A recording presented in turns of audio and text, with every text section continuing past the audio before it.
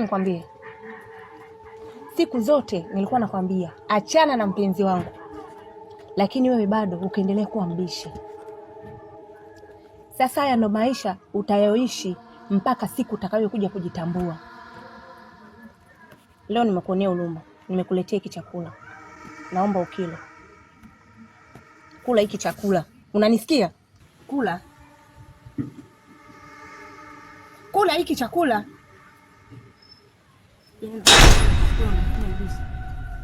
Kula hiki chakula, kula nakwambia.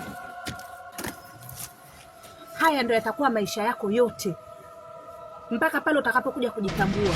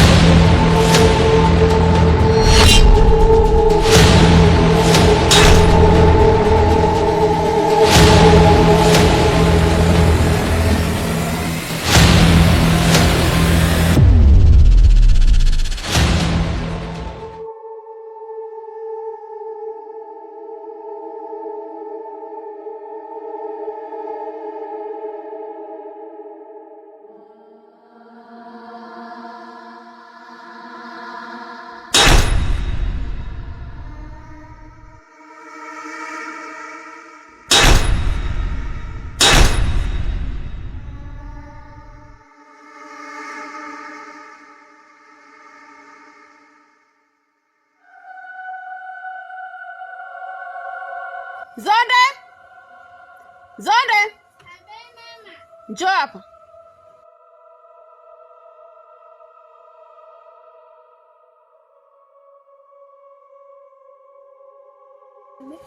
Nani kafanya hili tukio? Tukio? Tukio gani?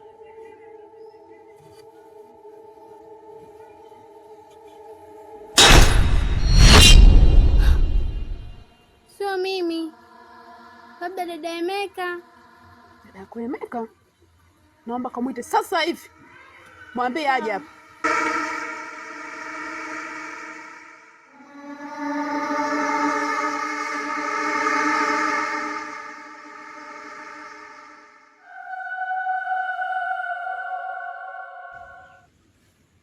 Hivi wewe Emeka, umefanya nini sasa? Kwa nini umemweka binti watu mskule? Mimi sikupa uchawi ili wake mabinti watu mskule. Mama, huyu binti anatoka na mpenzi wangu, na nishamuelekeza mara kibao, hataki kunisikia. Nishamuelekeza mara kadhaa, achana na mpenzi wangu, hataki kunisikia. Na ndo sababu ambayo imenifanya mimi kumweka mskule. Mpenzi wako? Mpenzi wako gani? Ibla mama. Ibla? Ibla gani? Wewe Ibla si ushachana naye wewe? Haijarishi. Chanzo chote cha mimi na Ibla sababu ni huyu. Ibla ananikataa mimi kwa sababu ya huyu. Na ndio maana nimemweka huyu mskule ili kwamba Ibla hawezi kurudi kwangu. Mwanangu, umepatwa na nini? Mama, wewe si ulisema kwamba mchawi hahitajiki kuwa na huruma? Kwa nini wewe unamwonea huruma huyu binti? Mwanangu, uchawi unahitaji hekima, nguvu na akili. Hila wewe unautumia vibaya. Kama unataka kumweka mskule, mweke huyo mpenzi wako Ibla. Yaani mimi nimweke Ibla? Nimemweka huyu mskule ili mradi kwamba mimi na Ibla tuweze kuishi maisha ya amani, ili niweze kurudi kwake tena kwa Ibla. Binti, nenda kapumzike.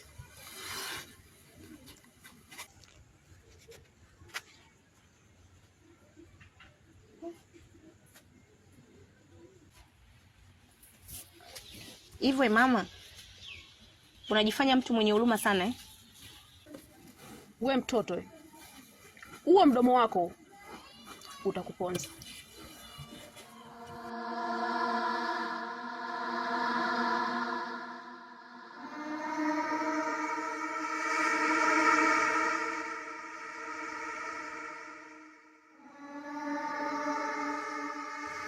Hivi dada, kwa nini hauna huruma?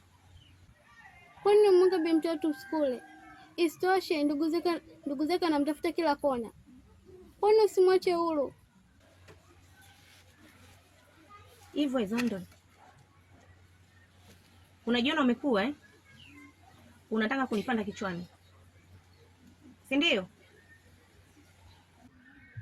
Halafu isitoshe hata bobo wa shingo huja kutoka. Leo unakuwa unataka kunipanda kichwani, si ndio? Halafu wewe, si unajua jinsi gani mimi Ibra alivyonidhalilisha katika hichi kijiji? Wewe hujakuwa ukayajua maumivu ya mapenzi. Pale endapo utakapokuja kukua, utakapokuja kujua ni nini maana ya mapenzi, ndipo utakapokuja kufanya hayo mambo unayoyafanya wewe. Usinipande kichwani. Nimemweka yule msukule kwa sababu ya mapenzi. Na wewe unajua fika Ibra jinsi gani alivyonidhalilisha katika hichi kijiji. Sababu ni yote ni yule.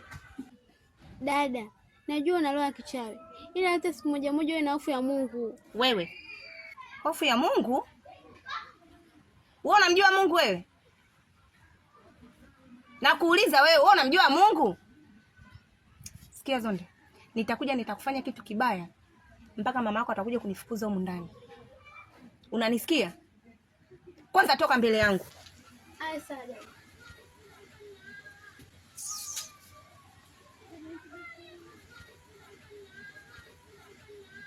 Mungu.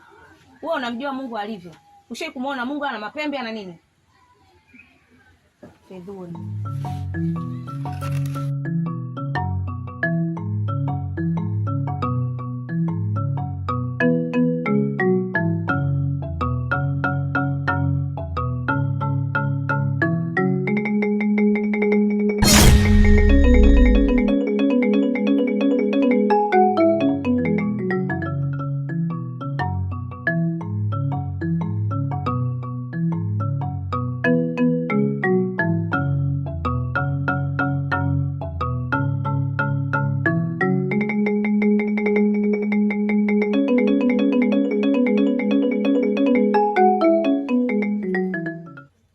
Ndoza, nimekuhita hapa.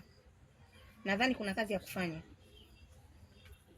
Nataka nikupe ng'ombe wangu uende ukamlimishe. We malaya, njoo hapa.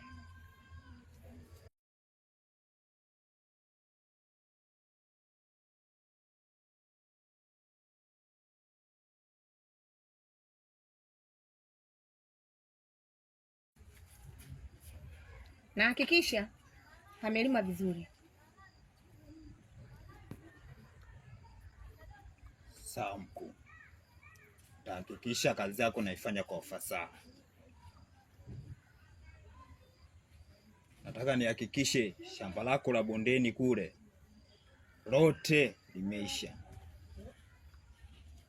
Unanijua vizuri kwenye kazi zangu kwa sipotezi.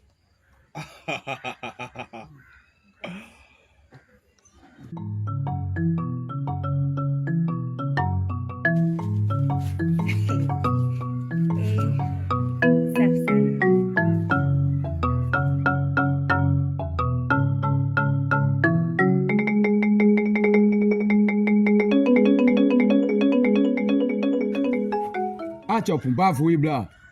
Inawezekana vipi unakubali kule rahisi kwamba unaambiwa mchumba wako amekufa na umekubali umejipweteka kabisa? Kabisa umerelax mwenyewe. Umekaa naye jana, leo unaambiwa kafa na wewe umetulia yani. Umeridhika. Una hili wala lile kabisa ni ndugu yangu yani. Sio kama siwazi rafiki yangu au siumii kwa haya yanayotokea. Ila mpaka sasa nipo katika sintofahamu. Maana mimi mwenyewe sielewi, yani sielewi ni nini kimetokea. Sijui kwa kweli rafiki yangu. Ninachokwambia ndugu yangu, hiki kijiji nadhani unakijua. Na nilishakwambiaga hiki kijiji hakina watu wazuri. Cha kukushauri ndugu yangu, jitahidi utembee upate ufafanuzi. Usikie kijinga bwana. Yaani ukiniambia kutembea rafiki yangu, mimi kama kutembea nimeshatembea sana. Kama hiki kijiji nishakimaliza mitaa yote. Na sio hiki tu. Hata kile kijiji cha pili pale juu nimemaliza mitaa yote. Hakuna mtaa sio ujua. Sasa sijui nitembee kijiji gani tena. Ndugu yangu mgumu kuelewa kama mtoto wa 2000. Nachomaanisha kutembea kaka. Twende kwa mganga. Tukaliangalie hili swala, tujue kafa kimazingara, kafa kwa mipango ya Mungu. Kama kwa mipango ya Mungu kaka, mi lazi tuzike, tuachane nalo hili swala. Ila kama kachezewa, una mganga huyo hatari. Hapo uliposema mganga kidogo kama nimeanza kukuelewa. Lakini tatizo huyo mganga, mimi masuala ya waganga kidogo sina utaalamu nayo. Sasa sijajua unanisaidiaje hapo. Asa waganga wajui vipi? Sikiliza, hilo swala la mganga niachie mimi. Kila kitu niachie mimi, namaliza mimi. We swala hapa ni kukubali tu. Bwana twende. Napotoa mguu, weka mguu. Napotoa mguu, weka mguu paka kwa mganga. Ili swala mimi namaliza. Shwa! Alina utata. Sasa ina shida rafiki yangu. Unajua wanasema siku zote akufai kwa dhiki ndo rafiki. Ndio. Na mimi naamini wewe umekuwa pamoja na mimi tokea alipoanza kutokea ya mazonge. Sasa mimi siwezi kukupinga mwanangu. Wewe ni mwanangu wa faida. Ndio. Kwa hiyo kama hili umeliona, mimi naomba tulifanyie kazi. Kwa sababu hata mimi bado nipo kweli katika hali sintofahamu, kwa sababu sijui imekueje yani. Nipo naye muda huo na napata taarifa amefariki. Yeni stage tuliofikia. Hii stage tuliofikia. Tukisema tukae legelege, kaanza huyo. Baba utafata. Na twende kwa mganga. Wahenga walisema mchuzi wa mbwa unaliwa wa moto. Chelewa utakuta mwana si wako. Funga mlango kaka, twende. Poa basi. Nisubiri basi. Ngoja nikusaidie. Twende, nachelewa.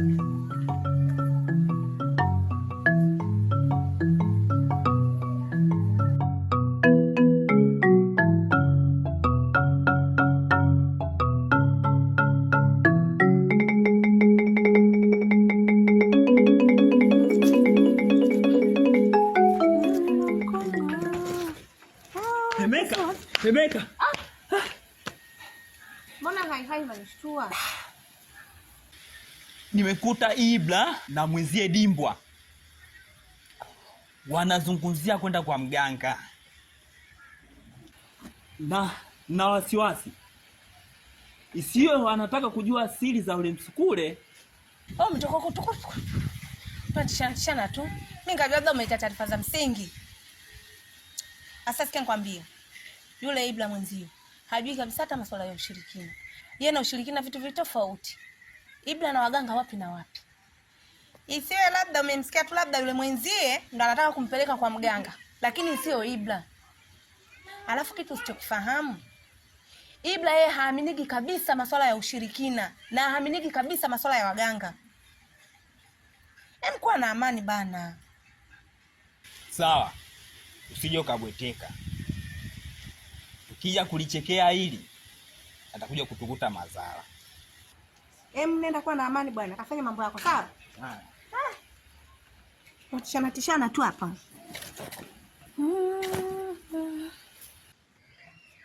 Jomba, si unajua mkoba wako.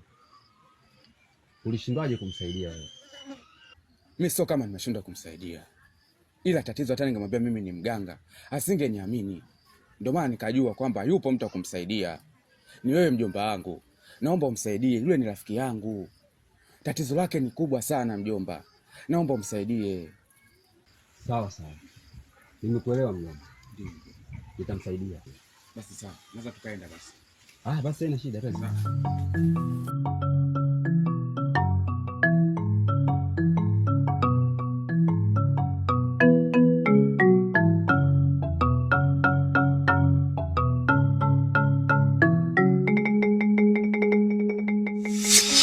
Ibra, naomba unisamehe. Najua kwamba nimekukosea sana, ila simaanishi kwamba sikupendi Ibra. Na hata yule kaka ulionikuta naye, mimi sina hata mapenzi naye ya dhati. Ibra, mimi ni binadamu. Hakuna binadamu ambaye atelezi. Ibra, najua nimekukosea sana, naomba nisamehe Ibra. Mimi bado nakuhitaji ndani ya moyo wangu. Emeka, labda nikwambie kitu kimoja usichokijua. Kipindi ambacho mimi nilikuwa natoa machozi yangu kukulilia wewe, ulisi kama vile nacheza sindimba. Na hata kipindi kile wakati nakuuliza yule mwanaume ni nani, ulinithibitishia na kusema ni kaka yako. Mpaka kipindi nilipokufumania ndipo kayadhihirisha haya. Leo hii unakuja kwangu unasema tena unahitaji nikusamee. Mimi binafsi yangu siwezi. Alafu kipindi hiki chote ambacho mimi na wewe tulikuwa tuko mbali, sio kwamba mimi nilikuwa nimekaa tu bila mahusiano. Kwenye moyo wangu tayari nimeshampata mwanamke ambaye yeye ndo kaenda kufuta yale yote ulioenda kunitenda ndani ya moyo wangu. Yeye ndo kaenda kufuta makovu ambayo wewe ulienda kuyatengeneza ndani ya moyo wangu. Mimi sipo tayari kurudiana na wewe. Na endapo kitokea nimerudiana na wewe, nitembwa nimekaa pale. Sikupendi Emeka. Sikupendi tena, sikupendi. Ibra, naomba nisamehe. Kwa hiyo unamaanisha kwamba mimi unihitaji tena? Sikuhitaji. Na nikikurudia nitembwa nimekaa pale. Ibra, unamaanisha mimi unipendi?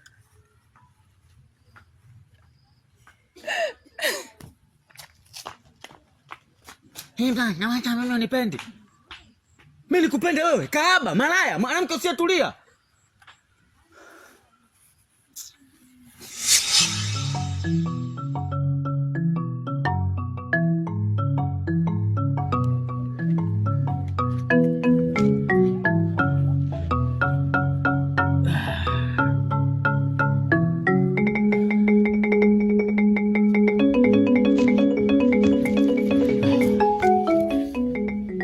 Sawa, nimewaelewa. Nitawapa dawa. Hakikisheni mtumie kwa wakati, kwa sababu huyo binti amewekwa kwenye mashamba ya ulisi ya kwao wenyewe. Hivyo basi, kwa muda huu mtakavyoenda, hamwezi kumchukua mpaka jua lifike katikati, ndio mtamchukua. Na maanisha saa 7 ya mchana. Mtakapomchukua nitawapa dawa hili arudi katika hali yake ya kawaida. Sasa kwa muda huu twendeni Kilingeni nikawatengeneze dawa. Sawa.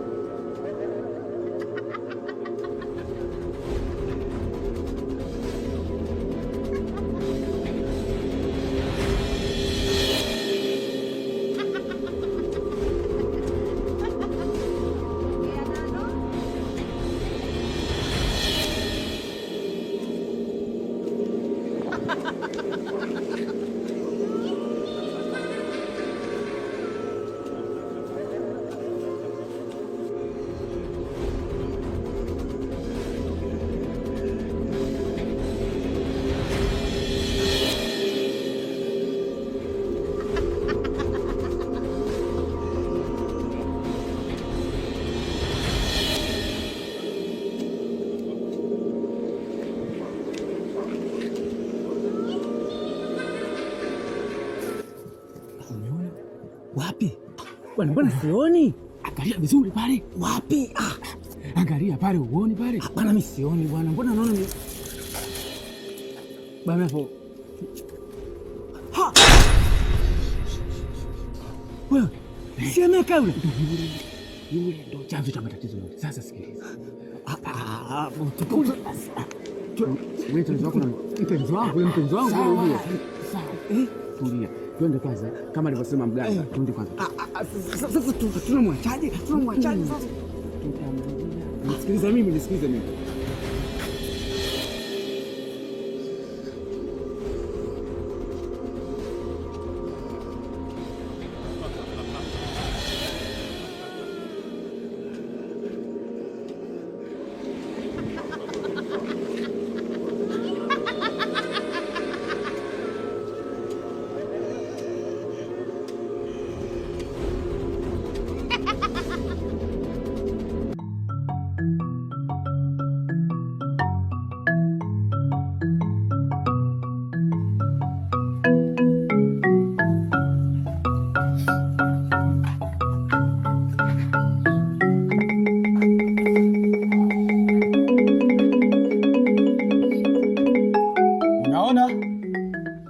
nilikwambia hii ni michezo kaka, ukaotaka kuniamini.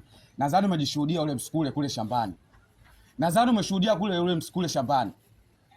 Sasa tunafanyaje? Na aliyefanya hilo kitu unamjua kabisa, unamjua hivi. Tunafanyaje?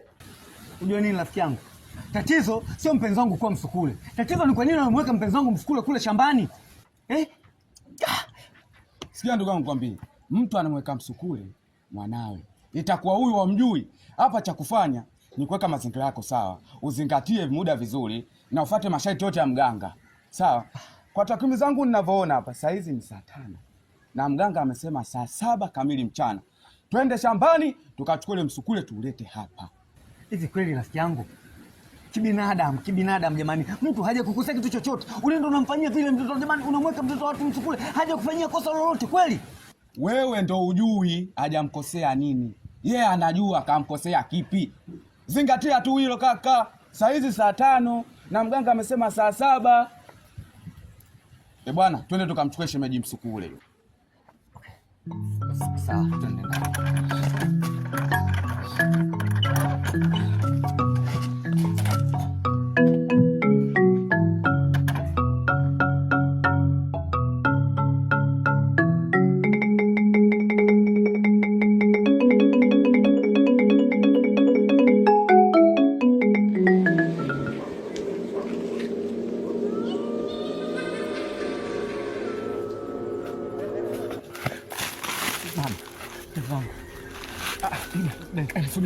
Msubiri basi kwanza. Asa mpenzi wangu lakini sawa, muda unabakia ni mchache. Huyu leo tunaondoka naye huyu.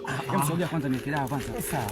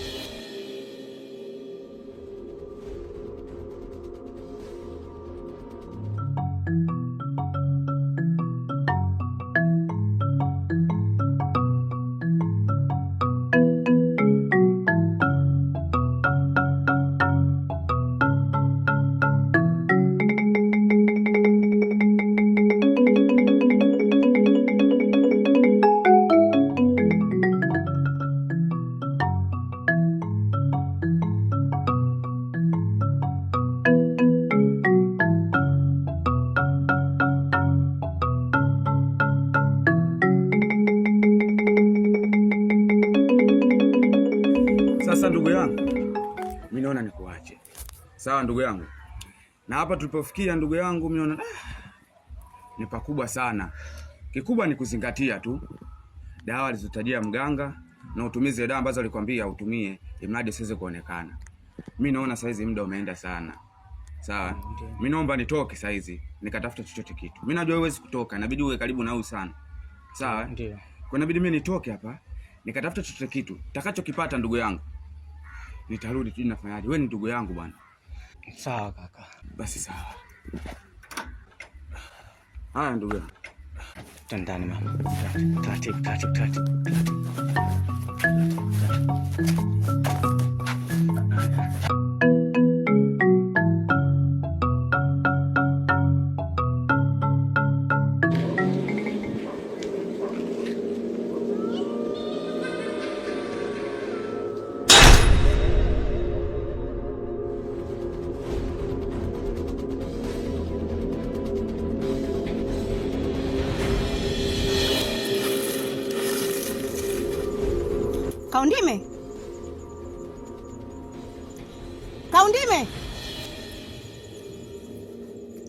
Kaundime. Ndaza!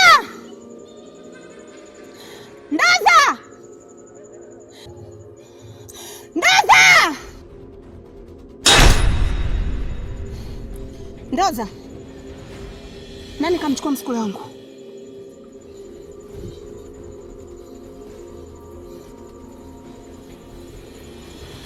Mkuu, yule kahaba nilimwacha hapa. Inawezekana vipi? Ndoza, acha kucheza na akili yangu. Mimi nimeangalia hapa kote, hayupo. Nitakuwa kaenda wapi? Mkuu, mimi sijui. Mkuu, mimi niliondoka hapa.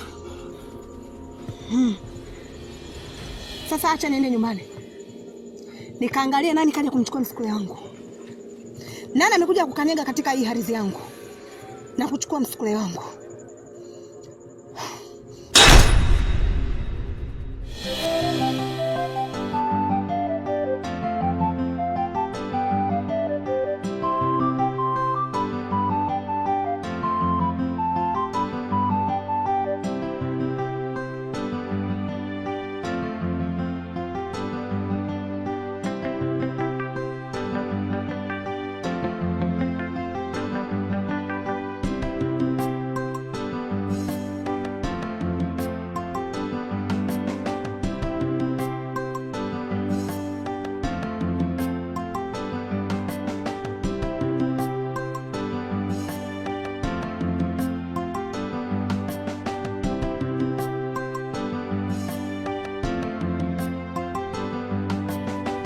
Sasa nadhani hii hatua ya kwanza imeshaisha.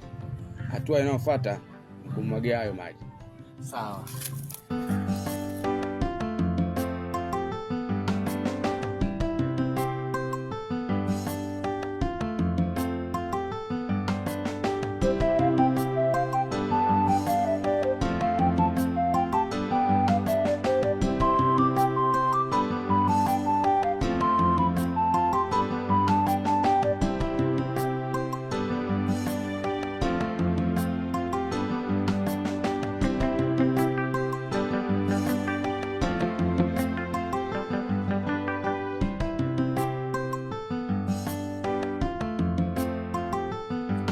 Sasa mganga alisema ni mara 6.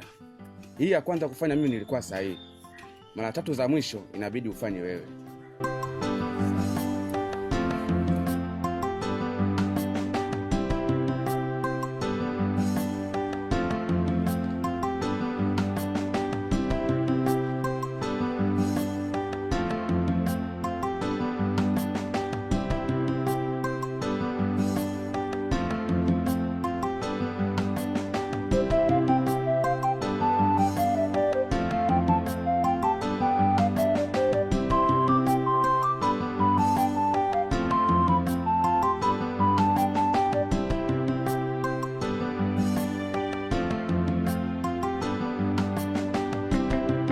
Hapa sasa inabidi apumzike kwanza ndani ya dakika 3 hapa. Kisha aende ndani akalale. Akishaamka atakuwa ni mwingine kabisa, atakuwa shapona kabisa. Kwa hiyo hapo kila kitu kimekwisha. Kila kitu kitakuwa sawa. Sawa. Hii tunaweza tukatoa. Unaweza katoa tena, hamna shida.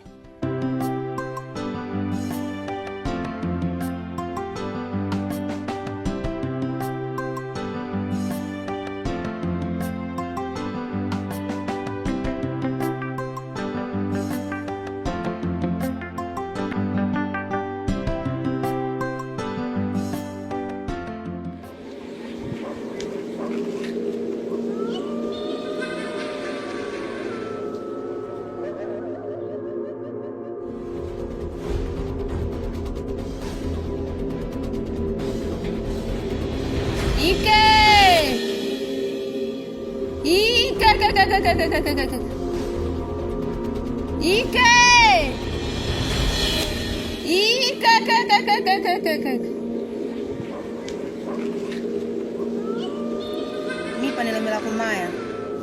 Apite kunyunda kuna ntwala nsukule wangu ni nani. Nilembela ni mone.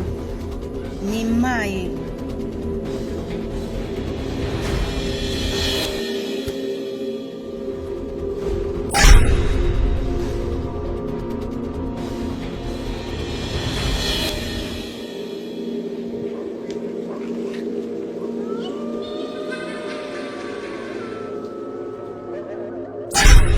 Ibla.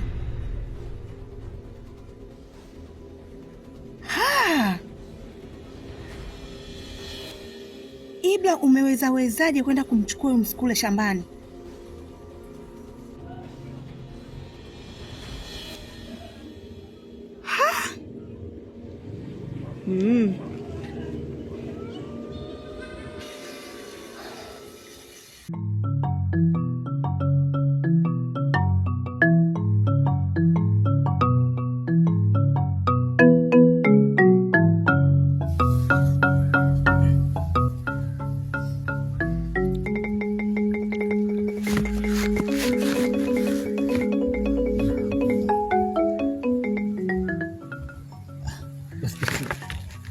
Basi ngoja nikulishe.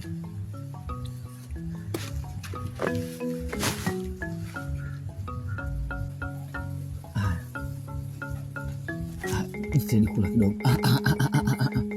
Kula, nimepika hivi kwa ajili yako. Sawa. Angalia tamu. Kula. Jiteni kula. Hatafuna. Tamu. Kwani uko ulikuwa unakula nini? Basi sawa. Kula hizi alafu baadaye nakupikia ugali na naenda kununulia na dagaa mchele. Najua unapendaga sana dagaa mchele. Jitahidi kunywa na chai kidogo.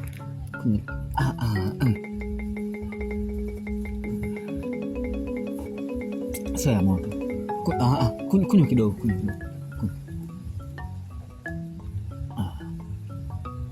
Manzana hii kidogo.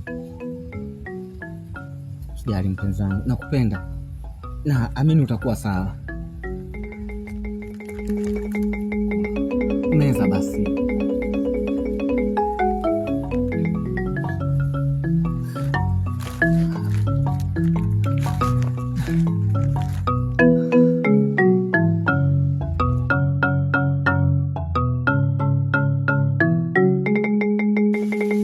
Ndoza. Naam mkuu.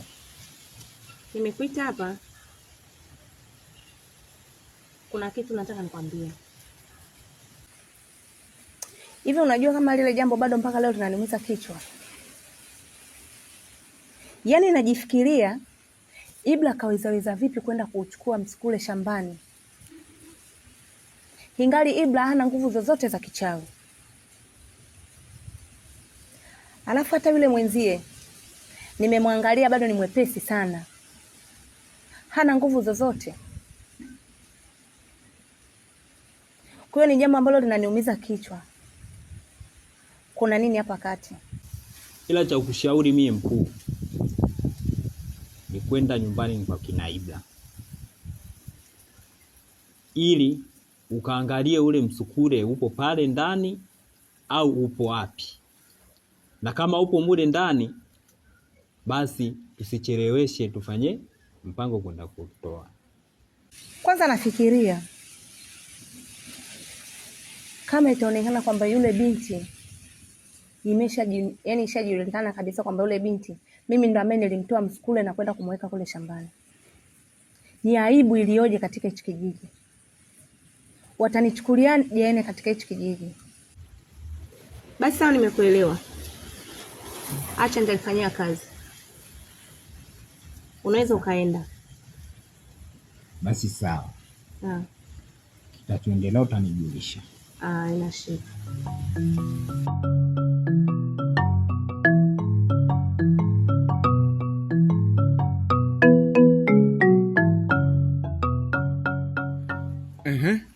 Vipi? Anakula? Kwenye swala la kula anakula, lakini sio kama zamani. Kula kwake mpaka nimlazimishe. Na inavyoonekana kama vyakula hivi hajavizoea. Kwa hiyo ndivyo inaniwia ugumu. Lakini pia kuna kitu kimoja kimenishangaza sana. Mbona hana ulimi katika mdomo wake? Hiyo sawa, ni kweli. Kwa msukule yoyote ambaye atakuwa msukuleni kule, lazima akatwe ulimi. Ndio taratibu zao kule. Maana tumechelewa sana. Tena sana mno. Kwa hiyo hapo inabidi tu uzoee hiyo hali, uzoee na tumwachie tu Mungu, tuangalie itapokuwa kutokea hapo mbele. Ila ndio hivyo, kama kuhusu kuongea ndugu yangu hataweza tena kuongea shemeji. Na kuhusu kuongea?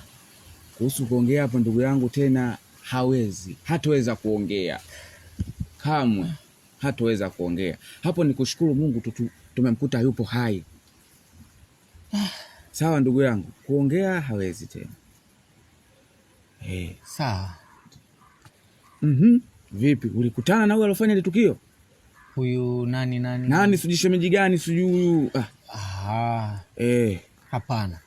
Kiukweli sijabahatika kukutana naye. Ndio. Na hata kama ikitokea nikakutana naye, basi siku hiyo ndo atalichungulia kaburi. Hilo ndo tatizo lako sasa. Hilo ndo tatizo lako, kuchukua sheria mkononi. Sawa ndugu yangu. Wanasema muosha uoshwa.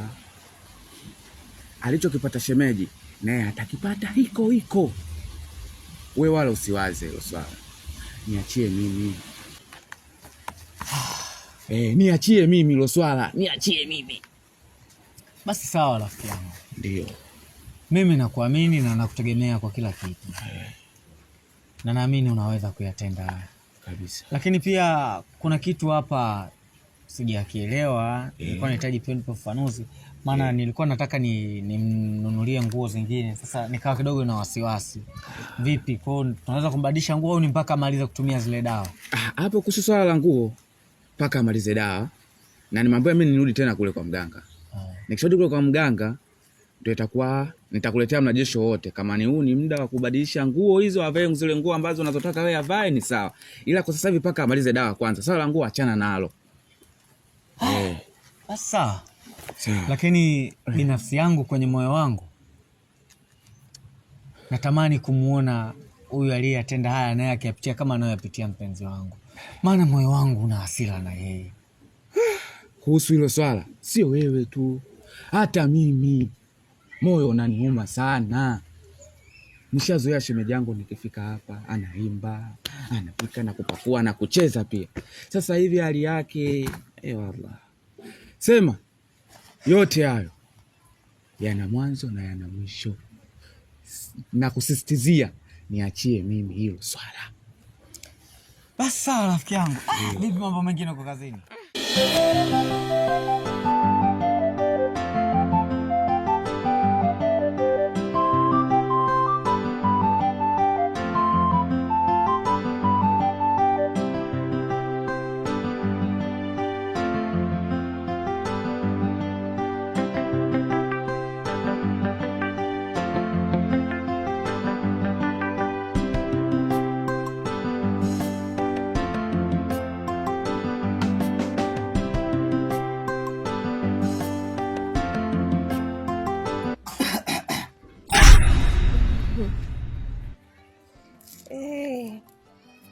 Mambo baba.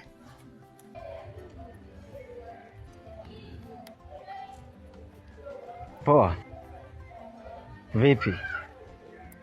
Mbona bila taarifa kwenye mji wangu? Nilikuwa nenda dukani kule nikaona sio vizuri nipite bila kuja kukusalimia. Kwa hiyo siku hizi njia ya dukani imehama. Toka kule bondeni mpaka hapa kwenye mji wangu, au sio? Njia? Bye, naenda. Wasalimie.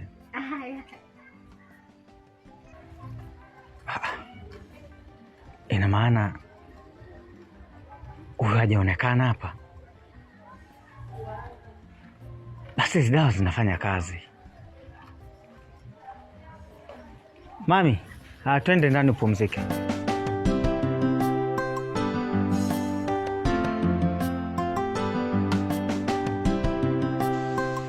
Ndoza. Naam. Lile jambo ambalo tumeliongea pale, mimi nimetoka moja kwa moja mpaka kwa Ibla. Leta mchapo. Fanya kama unaona vile. Yaani picha inaanza Sterling anakufa. Nimefika pale nimeangaza macho. Nisikutwa nini? Nilikuwaje alipokuwa? Au nilimwelezea nini hadi akakuelewa? Acha kuongea. Nimeisha tu kujichekesha basi. Mara oni kwa nenda dukani, mara anakuja kusalimia. Mimi nakwenda kumsalimia Ibla wapi na wapi ndugu yangu. Sema kilichokuja kunishangaza, nimeangaza macho pale kwake kote. Msukule wangu hayupo. Atakuwa kaenda wapi? Hapo sasa. Umeangalia vizuri mule ndani hayupo? Yaani nimeangalia kwa macho yangu yote manne. Yaani nimeangalia kwa macho ya kawaida mpaka na macho ya kishirikina. Chooni. Ila mimi nina wasiwasi. Kama pale msukule pale kwake hayupo, basi itakuwa yupo kwa yule rafiki yake. Sasa hapo ninaombi. Kule kwa rafiki yake, naomba uende wewe. Sijui unanielewa? Sawa, nimekuelewa mpo. Yaani hakikisha umefika pale, umeangaza kila pembe, kila sehemu, mpaka unahakikisha ule msukule umemuona na unaniletea mimi hapa majibu. Alafu mimi ndo nitajua nini cha kufanya. Tumeelewana? Mimi naelekea. Usubiri hapo hapo majibu. Nikirudi na kuletea majibu sahihi. Sasa wewe nenda. Sasa alafu nenda huko, urudi utufike hapo. Tuje uniambie msukule hujamuona. Mimi sasa ndo nakugeuza wewe msukule. Si unanijua eh?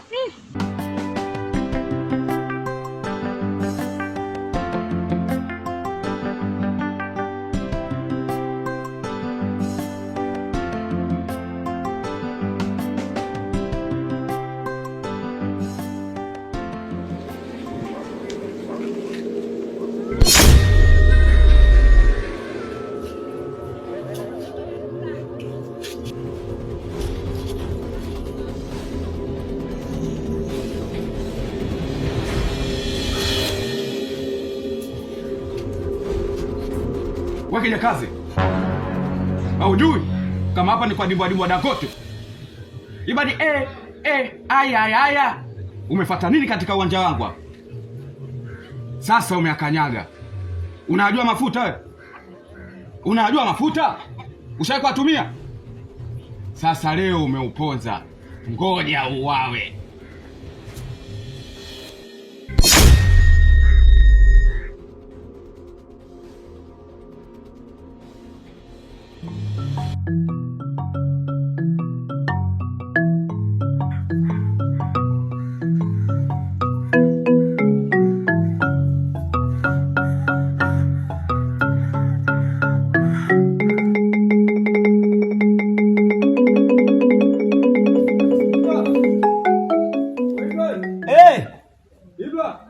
Tupo nyuma huku. Njoo barazani. Sawa. Aha. Naona mpo. Tupo ndugu yangu, karibu. Bwana vipi ndugu yangu? Safi. Naona mtu na mtue mmepumzika hapa. Kama unavyojua, tunajua tena. Ametoka kwenye hali yake ya maumivu. Mwacha enjoy. Anaendeleaje lakini? Kwenye maendeleo hajambo kwa kweli. Ndio. Toka tulivyompiga zile dawa, naona kidogo afadhali. Na hata kula pia amekula leo. Tofauti na ile mwanzo tulikuwa tunalazimishana kula. Labda nikuamshie umsalimie. Litakuwa jambo la muhimu bwana. Hebu muamshe. Jambo la kwetu. Mama. Haya, amka, shemeji yako kaja msalimie. Shemeji, na sura imenyata. Unaendelea vizuri? Bwana, hili jambo la kumshukuru Mungu. Paka ananielewa na anaitikia vizuri. Kama ni mtoto mbona anatembea akashapiga hatua au ndugu yangu. Ujue pia ni jambo la kumshukuru Mungu kwa sababu ujue mimi nishazoea kuona watu wakitolewa misukule wengine wanawekwa chooni. Lakini tumepata bahati kwenda kuwekwa shambani. Tumemwahi sana unajua. Kwa kweli. Mimi niseme nashukuru tu kwa msaada wako. Ndio. Na natamani kuona matokeo ya lile jambo ambalo tumelifanya. Kuhusu lo swala, mbona tayari lipo mbioni? Alina kashikashi. Bado la moto. Mimi nakuamini ndugu yangu. Ila naomba nitoke nikamalize. Basi sawa. Sawa, basi tutatembelea baadaye. Tutasipata tu taarifa huko. Mpenzi wangu, amini kila kitu kimekwisha. Aliyekutendea mabaya, wacha tusubirie matokeo. Nakupenda.